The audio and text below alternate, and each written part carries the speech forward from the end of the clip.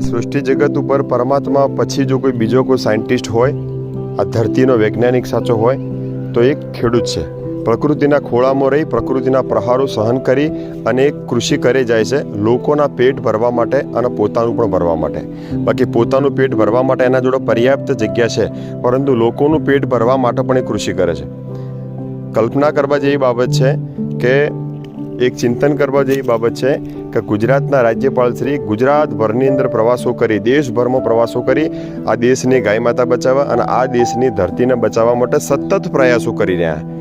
એમને ખ્યાલ છે પ્રવાસના અંતે એક નિચોડ એવો નીકળ્યો છે કે આવનારા વર્ષોમાં જો પ્રાકૃતિક ખેતી નહીં કરો તો ધરતીની અંદરથી ઝેર નીકળે છે. ધરતીના ભૂગર્ભમાં 300 ફૂટના ભૂગર્ભની અંદર ઝેર પહોંચી ગયું છે.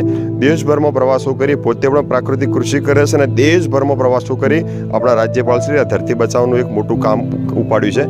આપણે પણ એમને સૌ સહકાર આપીએ.